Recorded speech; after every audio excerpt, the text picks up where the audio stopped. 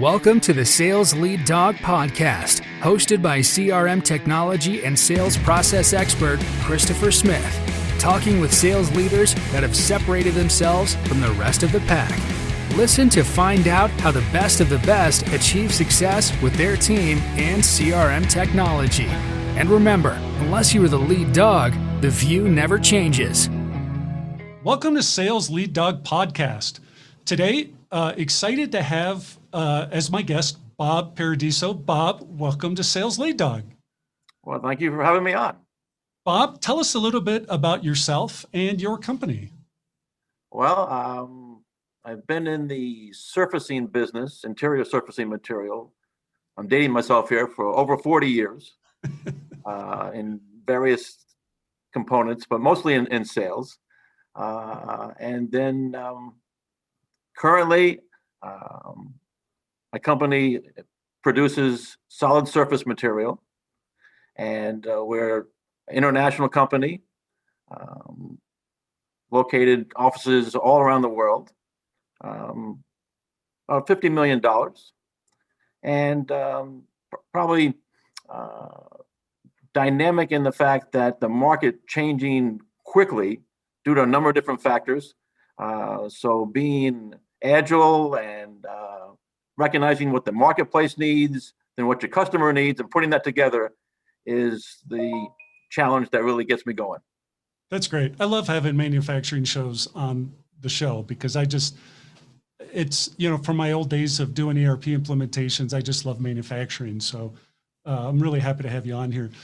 Bob, tell me, if you had to think back over your career, what are the three things that have really contributed to your success? The first is that I've been lucky enough to have good mentors that I could learn from. Some of them had a very tough reputation, but they were fair. So, I mean, having them, and I really, again, have been fortunate that I never had one boss that I just didn't learn anything from. They were all provided valuable contributions to my success, my career. The second is that I got to get involved in a lot of different cultures as far as sales go. I've had some international assignments and looking at what they would use for tooling and expectations and service requirements versus what we do here in the States, and how you meld the two together if it's even possible. And I was lucky enough to put those together and again help my career. And the third is just working with a lot of individuals who had a passion for sales. I mean, it wasn't the money. It was just the fact that they wanted to do something for their customers. They were passionate about that, and they would never take no for an answer. And trying to corral that enthusiasm to the point of success has been good for my overall career because that kept me guided. That's awesome. Do you have a crazy, funny sales story from your career? Probably how I got into sales. I was in customer service, and one day the boss walks in and says, "Hey, I need to talk to you after work." And I'm thinking, what did I do wrong here? I came to work on time. I answered the phone all right. I mean, I didn't curse or anything. I mean, all these things are going through my head. So after work, I go in his office, sit down. He says, "We have a sales position opening for you in San Francisco. We'd like you to take." And I had never asked to be in sales. In fact, quite honestly, I thought salespeople were pretty lazy. That they woke up, in time to take someone to lunch, and that was the start of their day. And so, sales.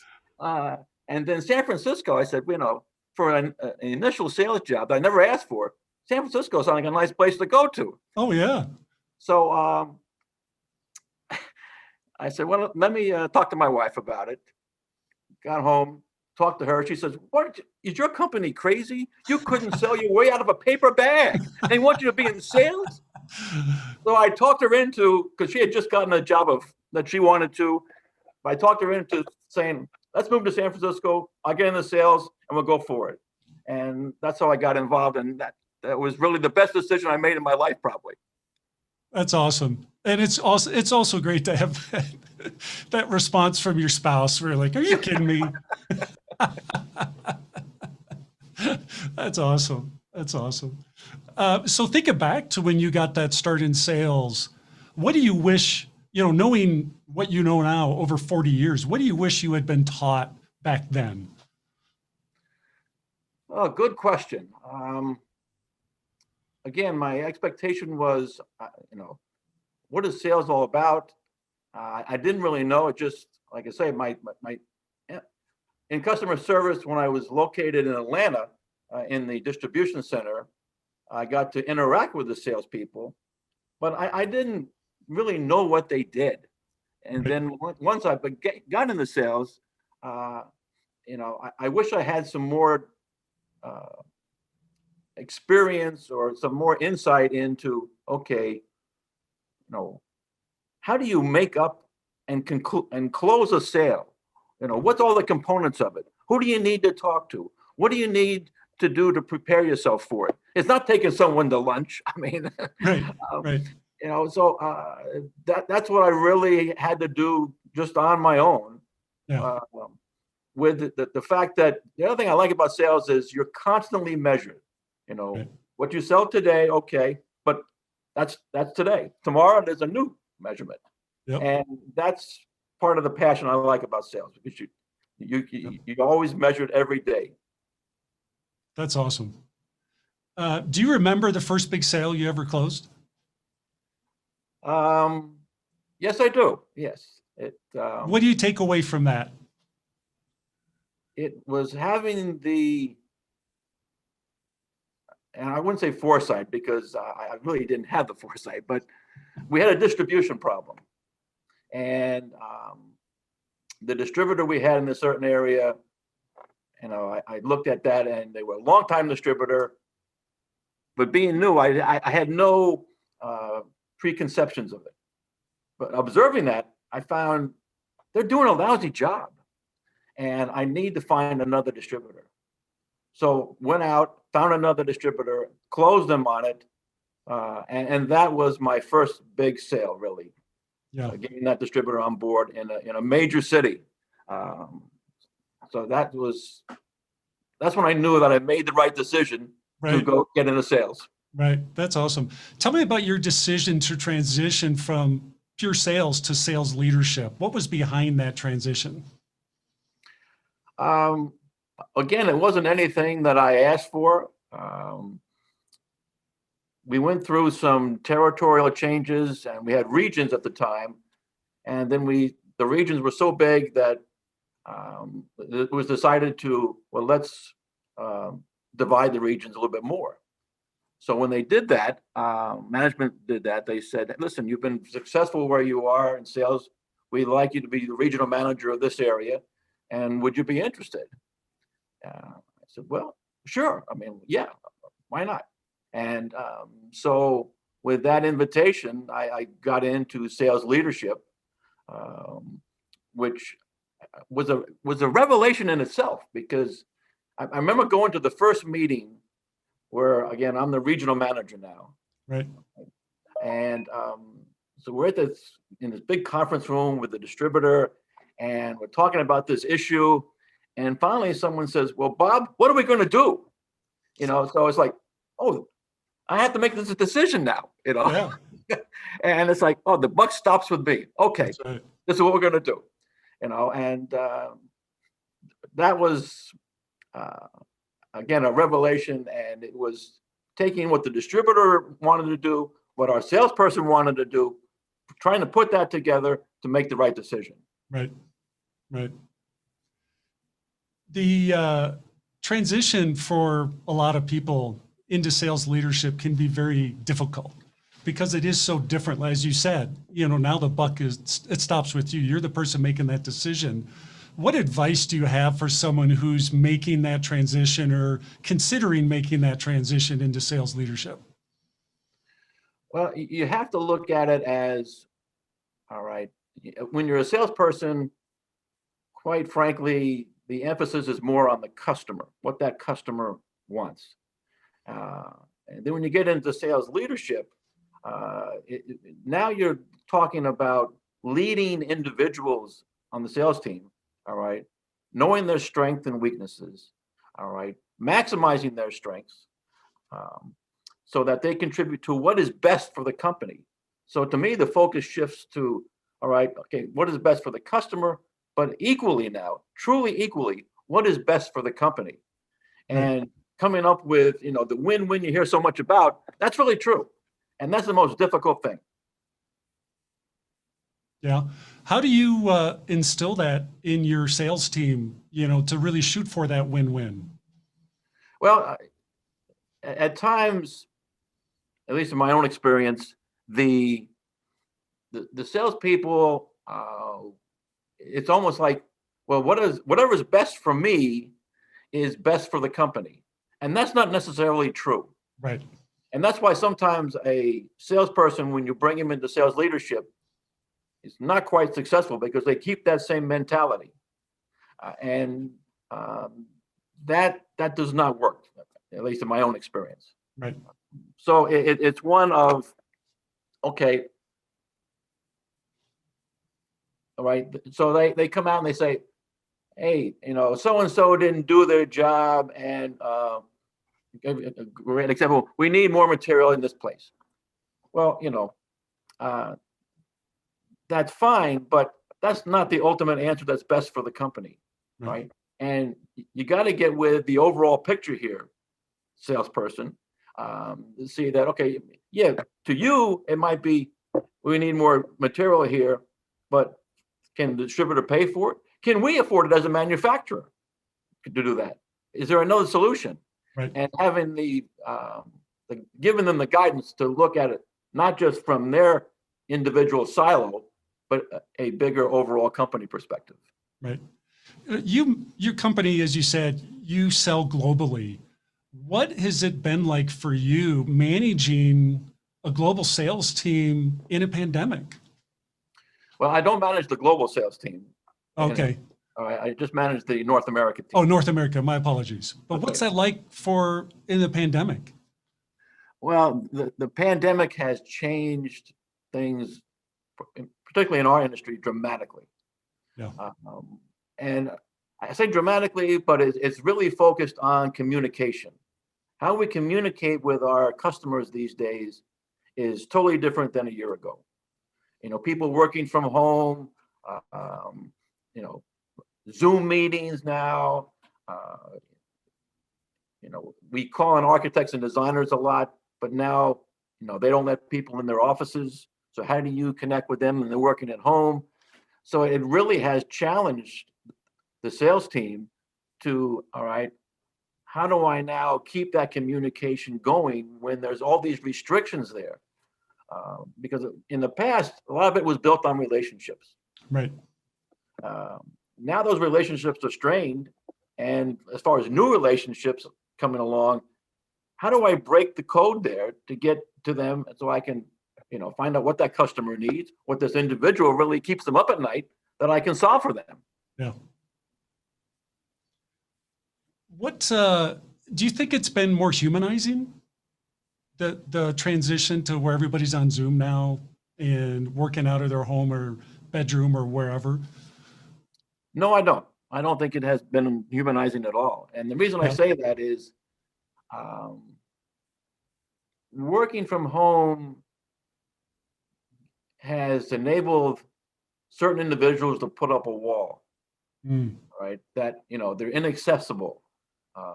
And that's good for them. I mean, in certain ways. But as far as, developing a relationship and humanizing it, I think that loses contact, and again, that's just that has not been good for building relationships. Yeah. So what are you guys doing? What is your team doing to counteract those wall builders? Well, we're making more appointments than we ever have. We are using Zoom, of course, but within that context, asking, well, when can we get together face to face? All right, neutral site, whatever is good for you, we can work that out, and trying to again get some more human interaction face to face, that we can talk and not have to rely strictly on Zoom or telephone or emails and all that. Right. It's not easy because, because of the pandemic, social distancing is important. Yep. But we're finding now that there is a balance coming, where before the balance was, no, I'm not going anywhere. Now it's like the balance is shifting, and it's like, okay, well, we can meet at so-and-so place, and hold our meeting there. Right. That's fantastic. So we're more flexible on where we can go. Right. That's great. What role does empathy play in your sales process or your interactions with your sales team? Empathy is the number one thing, because we don't know exactly what they're going through, both from a career or business point of view and from a personal point of view. They may have family or friends that have been affected by the pandemic, that we don't know about. So we try to put ourselves in their shoes, and if they're hesitant to have a meeting, fine. Whatever is good for you, we will work within what our customers are asking for. The last thing we want to do is push them into a situation where they're uncomfortable and they're going to regret that. So right. We try to just make it as easy as possible on their terms as far as our contact goes. Right. When it comes to being a sales leader, I think one of the key roles for a sales leader is cultivating the future leaders. What are you doing, or what do you like to do to identify and cultivate those future sales leaders, those that should transition in? Well, I look at their strengths overall, not so much their weaknesses, because I'm not sure you can really change that. But if they have these strengths that I would say correspond with what I consider to be a good sales leader, then I'll cultivate that person, and work with them and try to get I have three basic tenets to what is a good sales leader.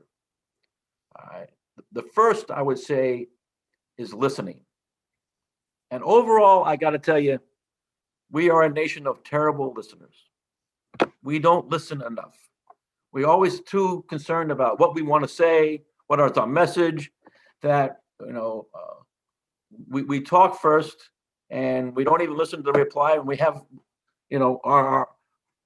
our next message going out.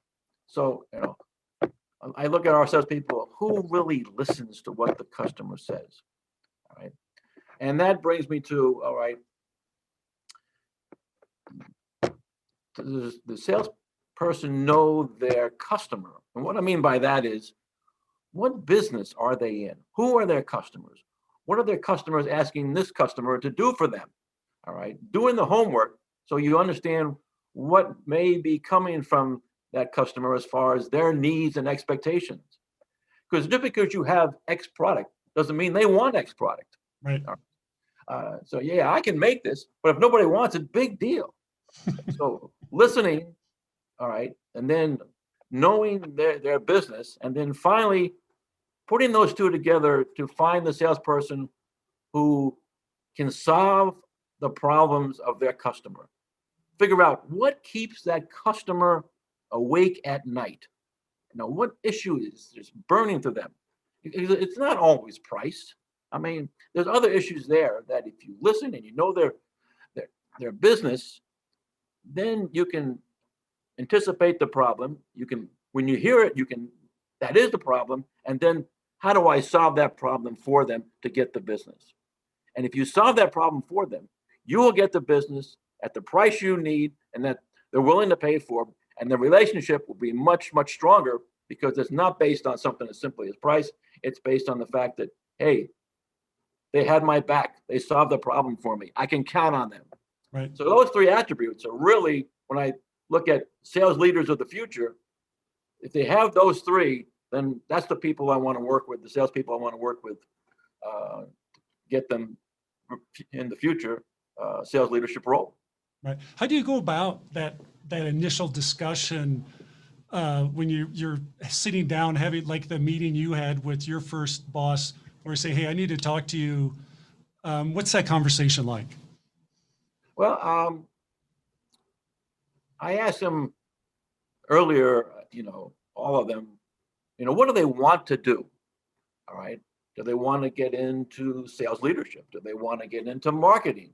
Do they want to own their own business and lead the company at some point in time? I mean, what is their expectations so that I can address them and help them fulfill that, and it's interesting that particularly with the younger salespeople, they really want to own their own business. That is, if I ask 10 of them, 6 of them will say, 7 of them will say, I want to own my own business. Wow. But that also really is going to involve, in whatever business they go into, some kind of sales leadership. Oh, yeah. Because if you don't have sales, you have no business. That's correct. So, so that's the, I had that discussion a lot earlier, in their career with the company. So I know what to expect. What are they aiming for? Right. And how I can direct that aim to have it fulfilled. And if that fulfills them, that's going to help the company as well. Yep. Do you remember the deal that you lost that hurt the most, and what changed about you from that experience? I've lost a few deals, yes.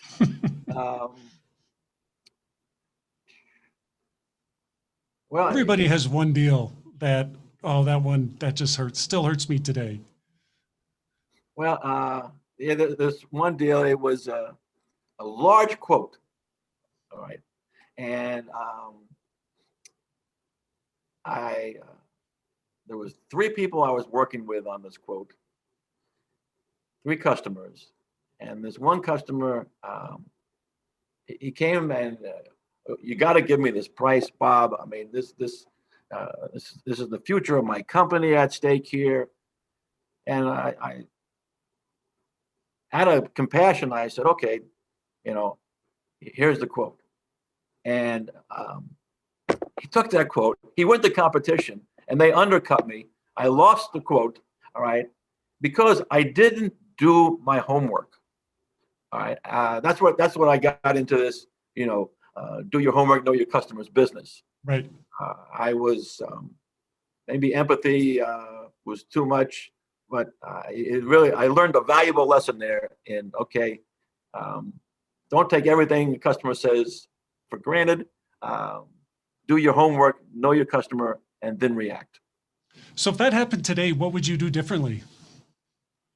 Well, I would say, okay, I would probably be better prepared knowing the customers that are going to ask me for this quote. And but I'm not going to say I would touch everybody. So if it comes out of the clear blue, like this one did, I would say, okay, well, let me do some research here, and I'll get back to you within 2 hours. All right, or the next morning or whatever it is, so I could do my homework. Right. I'm not going to make that same mistake twice. Right. Right. Yeah, I'm thinking, listening to your story, I'm thinking like, okay, if I give you that price, will you sign now? Like when I give that to you, will you sign on the bottom line? Let's close that deal now. Was that an appropriate response, do you think? Well, no, because I could give him the price, but then he was going to have to quote this to a third party to get the job. All right. So Okay. yeah, he could sign on the quote. All right. Right. Right. But then he could still take it to, another manufacturer, get a quote to go to the third party. Yep. So he said, well, yeah, I signed your quote, Bob, but so-and-so came in and gave me a better quote for this job. Right. So that wouldn't, I mean, That's that wouldn't you help. live in a tough world. Well, it's, I don't think it's any tougher than a lot of people play in. So Right. Right. How do you use that in how you train and develop your sales staff? How do you that experience? well, the first thing I do is when they come to me with these opportunities, whether it's a new distributor or a program they want to run or a quote even, I ask a lot of questions to see if they've done their homework. Right. All right. All right. Someone who is working in healthcare, which is a big segment in these days. All right. They're not going to be, there are certain colors, designs that they go with, so if you come to them without those colors, I mean, even if you have the greatest price in the world, it doesn't mean anything to them. Right. So I ask these questions about, what's the marketplace looking for? What's the customer looking for? How does the two go together? And I'm sure if you talk to some of the salespeople, they say, I ask too many questions. But, I do that so that they know what they're getting into and how to respond effectively. Because if they don't have the answers to those questions, then we're not addressing the real issue here that the customer needs. Oh yeah, I think that's a great way to approach that. That you're preparing them for the questions that they're likely to get from the customers. So that's great. Yes. So let's transition to talk about CRM. I always start this off the same way with CRM, where when it comes to CRM, do you love it or do you hate it? Well, used to hate it. But, as I've been saying here, knowing your customers and their business, you can't keep it in your head. No. All right. And so the CRM, like I say, I used to just try to avoid it at all costs, but it came finally, the board hit me in the head and it was like, wait a minute, I can use the CRM to put all the answers to these questions, to document them. So I have someplace I can refer to them and not have to rely on my memory, which is not going to happen at all. Right. I'll forget half of it, if not more. Yep. So that's when I really went from hating the CRM, or maybe disliking, to really putting my arms around CRM and making sure the salespeople who, again, so I got to put it in CRM, in that. But hey, if you do it, and yeah, it takes some time, but you have a basis of knowledge that you can keep referring to, all right, that you can add to, that again, you can find out what keeps that customer up at night, solve that problem for them, and get the business. Yeah. That's what the CRM is for. Yep. So today, it's become a very valuable tool for us. And That's we're still not using it enough, but we're gaining on it. That's awesome. How do you transfer that love of CRM to the sales guys, the frontline people who really, a lot of them are resistant to anything they perceive as slowing them down or has limited benefit to them? How do you get them to embrace it the way you did? Well, I go back to all the questions I ask them. All right. I said, listen, the CRM can take all these questions and you can just send it to me. Here's the information you're looking for, Bob, right here. It's in the CRM. All right. So it's already, we don't have to go through this exercise anymore. Right. Yeah, it takes some time, but not only will it enable you to move faster down the road, but again, it's a basis of knowledge that you as an individual, without it, cannot put your hands around all that information completely and remember it all. Right. Yeah, because you're right. They, I got to do that. It's slowing me down. But if they use the system it's designed for, all right, and it will give them, they'll see the benefit of it. Right. And that's what it's like. Use the system, You'll see the benefit. And they come up with some very creative excuses about going down. And it's like, no, I have no empathy for that. Right. You must put it in. All right. That's basic to getting up in the morning and going to work. That's part of the deal. Right. And so even the diehards are coming around or have come around on that. Yep. But we still have a way to go to fully maximize the potential of CRM. What do you think is the struggle there? A lot of companies, I hear that a lot. What do you think the struggle is, or what's behind that struggle with being able to maximize the benefits of CRM? Well, I think sometimes it's not fully embraced as far as, or fully explained on what the CRM can do for them. It's become sometimes where you need to fill this out and use the CRM. All right. Right. And you must do it after every call. And so it's like, do all this, but then the result of that is never fully explained. Right. So all the salesperson sees is, it's almost like punching a time clock. I got to do this. It's what I need to do, or else my sales manager yells at me. All right. Right. If you can show them the result of their actions and what the CRM can do for them, yep. All right, then, all right, the time I spend putting the information in, all right, I can benefit down the road from that. Yep. All right. And that's what I try to, in getting them to utilize the CRM more, is focus on the result, not the action of it. Yeah. One of the things that I personally and our team, when we are embracing with the sales team and talking about the benefits there, one of the great ones I love to pull out of my pocket and share is that ability to look at your results longitudinally over time to compare, okay, I've got all these wins and I've got my losses. What's different about those? What can I learn from those losses? What patterns am I seeing on those deals that I lost versus the ones I won? If that data is not in your CRM, you can't do that. You're taking away that opportunity to learn and get better.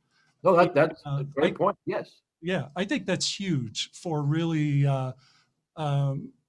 transitioning that thought that, look, this is not a short-term thing that you're doing just for this deal. You're doing this to, for the long term, and it really, if you approach it that way, it really can drive a lot of value for that frontline salesperson.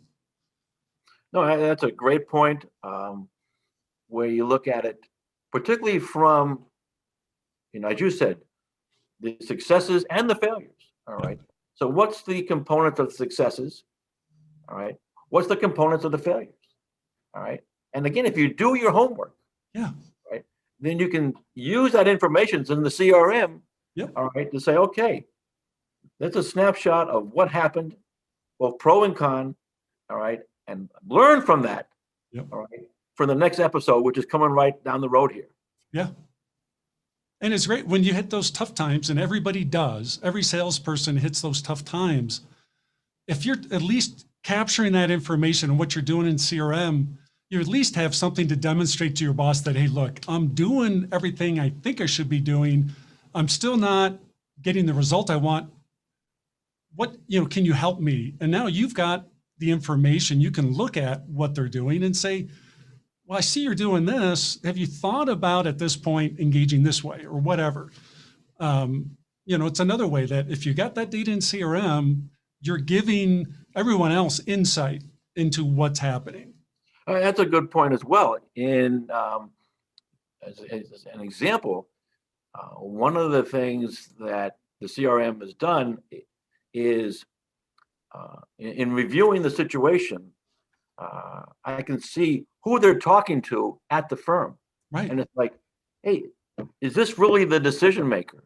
Right. Is someone else there that you should be talking to? All right. Because this person cannot make the decision. They're going to bump it up to someone else in their own terms. And those terms are not going to be favorable for you. So, all right, so you're talking to these two people or this person, who else is you think is involved in decision making? And just getting them to look at it from, a bigger picture of, all right, who's on this team that I need to talk to versus the one individual I am talking to is a huge win. Right. You bet. Bob, we're coming up on our time. We've hit our 30 minutes here for Sales Lead Dog. I really appreciate you coming on. It's been great listening to you. If people want to reach out and connect with you, Bob, and learn, talk to you about your company and what you guys do, what's the best way for them to contact you? Email at bobparadiso@hotmail.com. Awesome. And I answer all my emails.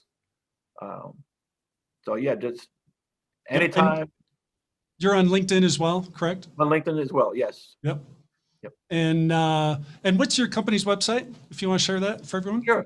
It is durasainusa.com. Awesome. Bob, thank you again for coming on Sales Lead. Well, thank you for having me. It's been great. Yeah, it's been great talking with you. It's been awesome. As we end this discussion on Sales Lead Dog, be sure to subscribe to catch all our episodes. On social media, follow us on LinkedIn, Facebook, and Instagram. Watch the videos on YouTube, and you can also find our episodes on our website at impellercrm.com/Sales Lead Dog. Sales Lead Dog is supported by Impeller CRM, delivering objectively better CRM for business, guaranteed.